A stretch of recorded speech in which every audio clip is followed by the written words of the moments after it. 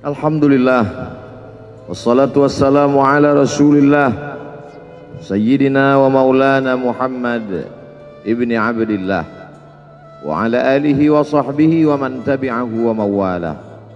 Ashhadu an la ilaha illallah wahdahu la syarika lah wa ashhadu anna sayyidana Muhammadan abduhu wa rasuluhu la nabiyya ba'dah. Allahumma salli ala sayyidina Muhammadin nabiyil ummi wa ala alihi wa sahbihi wa barik wa sallim. Qala Allah Ta'ala fil Qur'anil azim wa huwa asdaqul qailin. A'udzu billahi minasy syaithanir rajim. Ya ayyuhalladzina amanu taqullaha haqqa tuqatih wa la tamutunna illa wa antum muslimun. Wa qala ta'ala fi ayatin ukhra. Ya ayyuhalladzina amanu taqullaha wa qulu qawlan sadida yuslih lakum a'malakum wa yaghfir lakum dhunubakum wa man yuti'illaha wa rasulahu faqad faza fawzan 'azima. Ibadallah, usikum wa nafsi bi taqwallahi wa ta'atihi faqad fazal muttaqun. Hadirin jamaah Jumat yang dimuliakan Allah Subhanahu wa taala. Semua orang senang melihatnya karena dia bersih, karena dia rupawan, karena dia sopan dan santun, karena ayahnya meninggal dan ibunya juga sudah lama meninggalkannya. Orang kasihan melihatnya, maka karena kesenangan hati mereka, mereka sendiri yang memberikan gelar untuknya yang belum pernah mereka berikan kepada orang sebelum dia. Gelar itu bernama Al-Amin, orang yang layak menerima amanah. Amin diambil dari 3 huruf, alif, mim, nun. Dari kata alif, mim, nun muncullah kata amanah. Orang yang mampu menerima amanah disebut Al-Amin. Kita mengatakannya jujur. Lawan daripada amanah adalah khianah. Al-Khain, pengkhianat. Dia tidak berkhianat. Dia adalah seorang yang mampu mengemban amanah dan terpercaya. Maka semua orang percaya kepada dia. Dari alif, mim, nun, juga akar yang sama dengan iman, akar kata yang sama dengan iman, maka iman berarti percaya. Dia adalah orang yang dipercaya karena memang dia mampu mengemban amanah. Kapan kebencian itu datang? Kebencian itu datang ketika dia naik ke atas bukit Safa dan dia berkata kepada semua penduduk Makkah, seandainya aku katakan di balik bukit Jabal Abi Qubais yang besar, gagah, perkasa, tinggi, menjulang ini ada pasukan musuh yang akan menyerang kita, apakah kalian percaya? Semua mereka berkata, shadaqnaka, kami percaya karena memang kami menggelar engkau orang yang dapat dipercaya. Seandainya aku katakan bahwa ada pasukan musuh yang akan meluluh lantakkan, menghantam, membunuh kita, apakah kalian percaya? Mereka menjawab, shadaqna, kami percaya.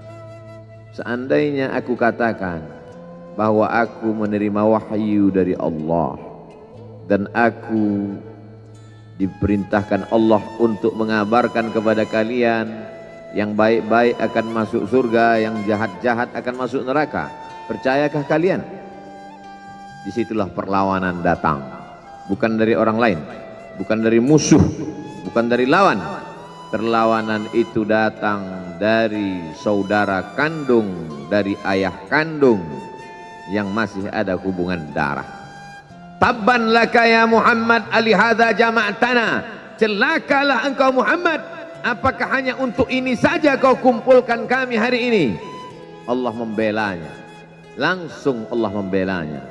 Dia tidak membela dirinya, tapi Allah mengatakan tabbat yada abi lahabi wa tabba ma aghna anhu maluhu, hartanya tak ada berguna, wa ma kasab, hasil usahanya tak mendatangkan manfaat.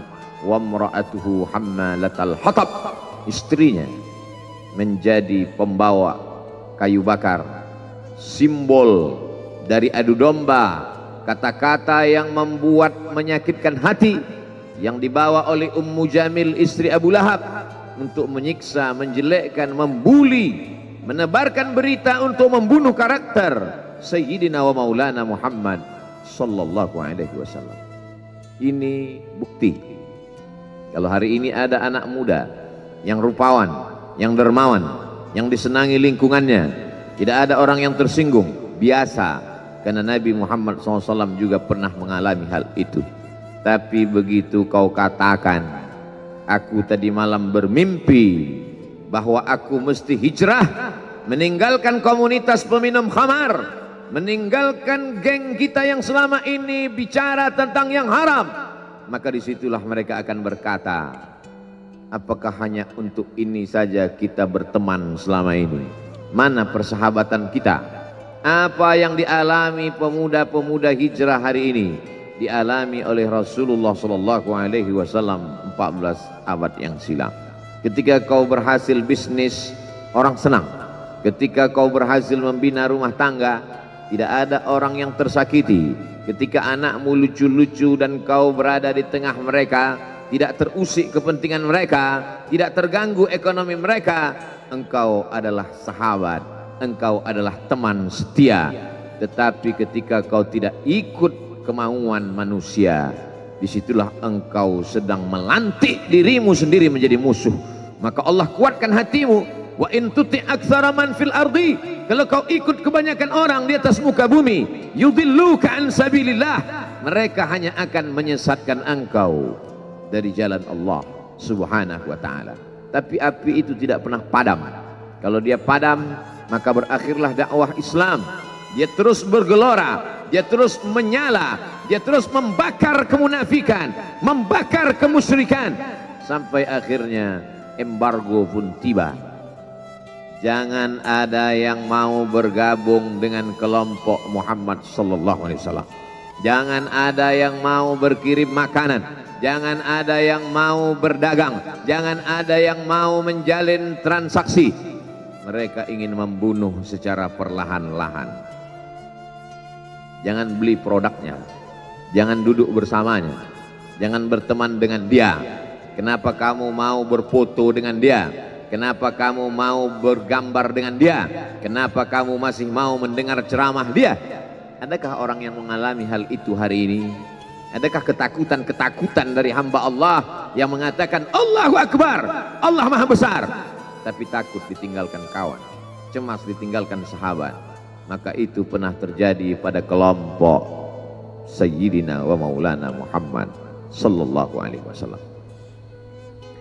Kalau pembunuhan karakter tidak berhasil, maka ada yang lebih dahsyat daripada itu. Mereka tawarkan dunia beserta isinya. Wallahi, demi Allah wahai paman, demi Allah wahai Abu Talib, law wada'u syamsa fi yamini wal qamara fi yasari, andai mereka letakkan matahari di tangan kananku, bulan di tangan kiriku, ala atruka hadzal amr, supaya aku tinggalkan dakwah ini, aku tidak akan meninggalkannya. Bujuk rayu mulai tiba. Itu terjadi pada diri Nabi Muhammad sallallahu alaihi wasallam. Kalau kau tidak mempan dimusuhi, kalau kau tidak mempan dirangkul, kau akan dipukul. Kalau kau tidak mempan dipukul, kau akan dirangkul. Berbagai macam cara, dari mulai yang paling keras sampai yang paling lembut, dari mulai yang paling lembut sampai yang paling keras, sampai akhirnya tempat bergantung itu hilang, lenyap, musnah. Ada dua tempat bergantung, saudara kandung ayah Abu Talib. Mereka tidak mengusiknya karena dia keponakan Abu Talib. Abu Talib anak Abdul Muttalib, Abdul Muttalib anak Hashim, Hashim anak Abdi Manaf, Abdi Manaf anak Qusay, Qusaylah pendiri Darun Nadwah. Mereka keturunan darah mulia dari Adnan. Adnan menerima tetesan darah dari Ismail. Ismail anak kandung Ibrahim alaihissalam. Jangan ganggu dia, karena dia keponakan Abu Talib. masih ada backing. Tapi Allah ingin agar hati itu tidak bergantung kepada manusia. Dia buat Abu Talib meninggal dunia, masih ada lagi tempat bergantung. Dia yang dulu ketika kedinginan datang, dia yang menyelimuti. Yang dulu ketika ketakutan datang, dia yang menenangkan. Dia datang menemui Waraqah ibnu Naufal. Waraqah berkata, Namus, malaikat yang pernah datang kepada Ibrahim, yang pernah datang kepada Musa, yang pernah datang kepada Isa, sekarang dia datang kepada suamimu. Katakanlah, jangan takut, jangan cemas. Kalau nanti sampai masanya dia akan diusir dari kampung halamannya, aku orang pertama yang akan membelanya. Karena begitu yang kutemukan dalam kitab-kitab suci yang kubaca, kata Waraqah bin Naufal. Hari itu juga tempat bergantung itu patah. Khadijah menghadap Allah subhanahu wa ta'ala. Tak lagi ada makhluk tempat bergantung, tak ada lagi ranting tempat berhinggap, tak ada lagi batang kayu tempat berpegang. Allah ingin agar engkau berserah hanya kepada Dia saja. Tidak ada makhluk. Bersandar kepada makhluk akan kecewa, bersandar pada kayu yang rindang akan tumbang, bersandar kepada benda akan binasa, bersandar kepada sahabat akan berubah menjadi musuh. Bersandarlah kepada Dia, Hayyun Maha Hidup, la yamut, Dia tak pernah mati. Bersandarlah kepada Dia, Al-Aziz yang Maha Perkasa, Al-Jabbar yang Maha Berkuasa. Itu yang diinginkan Allah dari sosok Sayyidina wa Maulana Muhammad sallallahu alaihi wasallam. Dia pergi, sengaja dia pergi berjalan kaki, karena kalau dia pergi menunggang unta, mereka sudah mengintai, dia pasti lari, dia akan pergi ke tempat yang jauh. Sengaja dia pergi berjalan kaki. Lalu kemudian dia pun sampai ke suatu tempat. Dia berharap mereka adalah orang-orang yang lembut akan yang menerimanya, tapi dia tidak diterima dengan tala'al badru alaina. Dia tidak diterima sebagai ahlan wasahlan. Ahlan, keluarga, kau datang kami sambut sebagai keluarga. Sahlan, mudah, kau datang urusanmu mudah. Ahlan wasahlan. Tapi dia tidak dianggap sebagai keluarga, dia tidak dianggap sebagai sahlan, dia dianggap sebagai musuh. Dia dilempar dengan batu, dia dilempar dengan kayu, dia dilempar dengan tulang onta. Apa yang dia lakukan? Dia bersembunyi di balik bukit. Dia angkat kedua tangannya. Ilaika ashku dha'fa quwwati. Kepada engkau saja aku mengadukan kelemahanku. Wa qillata hilati, ketidakberdayaanku. Wa hawani bainan nas, aku hina di tengah mereka. Kalau dulu aku ada tempat bergantung, ada tempat bersandar, ada tempat mengadu, hari ini hanya engkau saja ya. Datanglah malakul jibal, malaikat penjaga segala bukit di atas dunia. Kau tunjuk mana bukit yang paling besar ya Muhammad, akan kutimpakan kepada mereka. Hati yang luka biasanya akan marah, akan kecewa, tapi itu tidak terjadi pada Nabi Muhammad sallallahu alaihi wasallam. Apa yang dia katakan? Asallah an yukhrij min aslabihim man ya'budullaha wa la yusyrika bihi syai'a. Ya Allah, keluarkan dari tulang sulbi mereka, keluarkan anak cucu mereka yang akan menyembah engkau. Tidak ada satupun yang akan mempersekutukan engkau di atas muka bumi ini. Doanya dikabulkan, hatinya susah, pikirannya kacau, tapi lidahnya tidak berkata-kata kasar. Dia doakan agar anak cucu mereka menyembah Allah.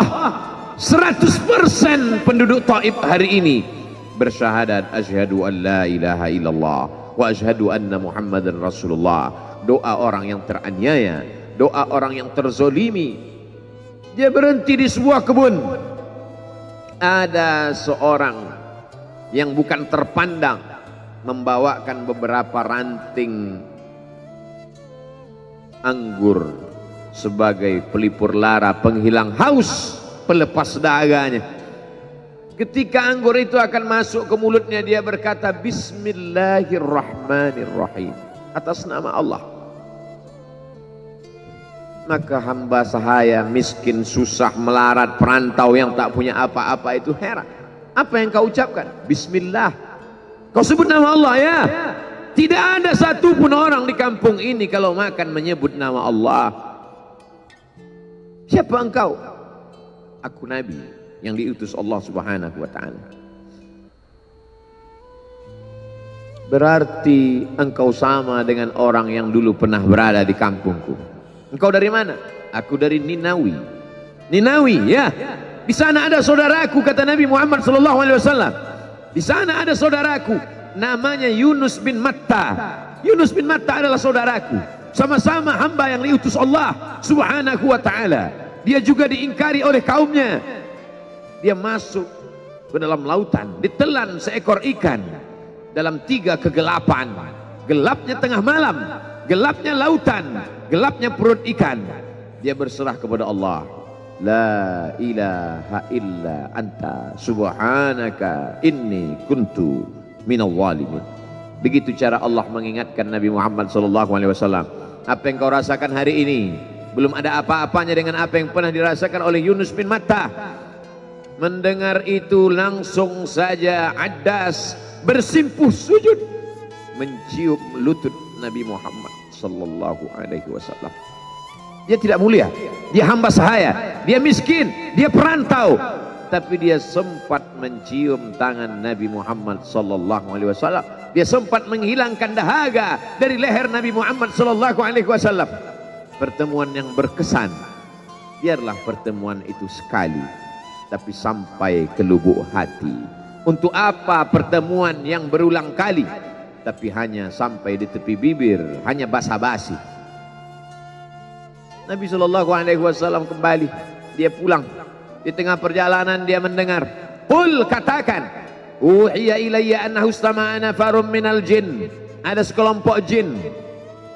Jin itu berkata, inna sami'na qur'anan ajaba. Kami mendengarkan bacaan Al-Quran ajaba, menakjubkan, ajib. Biarlah manusia menolakmu, biarlah manusia yang aku dan sombong itu tidak menerimamu, tapi ada satu makhluk yang mau menerimamu. Inna, kami dari kalangan jin, sami'na, mendengar Qur'anan ajaba, bacaan Al-Quran yang mengagumkan, yahdi ila rusdi, yang membuat kami lurus berpikir benar. Betapa jin yang dikatakan makhluk jahat, tapi ketika dia mendengarkan bacaan Al-Quran tersentuh hatinya dan dia bersyahadat, anna minnal muslimun, kami ada yang muslim, wa minnal qasitun, kami ada yang kafir.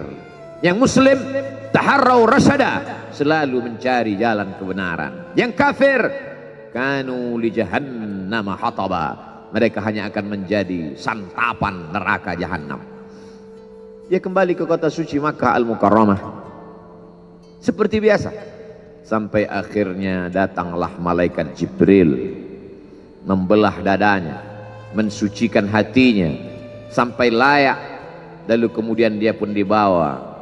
Subhanalladzi asra bi'abdihi lailan, maha suci Allah yang memperjalankan hambanya pada suatu malam, minal masjidil haram ilal masjidil aqsa, dari masjidil haram ke masjidil aqsa, alladzi barakna haulah, kami berkahi sekelilingnya. Untuk apa? Linuriyahu min ayatina, kami ingin memperlihatkan kepadanya tanda-tanda kebesaran kami. Selama ini dia hanya didengar, azab kubur didengar, neraka jahanam didengar, malaikat didengar. Hari ini kami ingin memperlihatkan tanda-tanda itu kepada hamba kami. Jangan bersedih ketika kau didustakan, jangan bersedih ketika kau dibunuh karaktermu, jangan berduka cita ketika tidak ada manusia yang menerimamu, karena sesungguhnya itu hanyalah cara Allah menguatkan hatimu, karena dia ingin mengangkat derajatmu, menempatkan di tempat yang terpuji, memperlihatkanmu sesuatu yang tidak pernah dia perlihatkan kepada manusia yang lain. Dia buat hatimu hancur berkeping agar tidak lagi ada tempat makhluk dalam hatimu, yang ada hanya Allah semata. Ma fi qalbi ghairullah. Pada saat itu mentalmu sudah kuat, layaklah engkau berada di tempat yang terpuji. Kalau ada orang menyakitimu, jangan berduka. Kalau ada tetangga, sahabat, kawan baik meninggalkanmu, jangan berduka lara, karena sesungguhnya di balik itu semua fa inna ma'al usri yusra, inna ma'al usri yusra. Idza daqat 'alaika dunya faqul ya Allah. Kalau terasa sempit dunia, mengadulah kepada Allah. Idza sa'alta fas'alillah, kalau minta-mintalah kepada Allah. Wa idza sta'anta fasta'in billah, kalau minta tolong, minta tolonglah kepada Allah. Iyyaka na'budu wa iyyaka nasta'in. Kepada Engkau kami menyembah, kepada Engkau kami beribadah, kepada Engkau kami bersimpuh sujud, kepada Engkau juga kami meminta pertolongan. Barakallahu li wa lakum fil Qur'anil azim wa nafa'ani wa iyyakum bima fihi minal ayati wadh-dhikril hakim. Wa taqabbala minni wa minkum tilawatahu innahu huwal ghafurur rahim.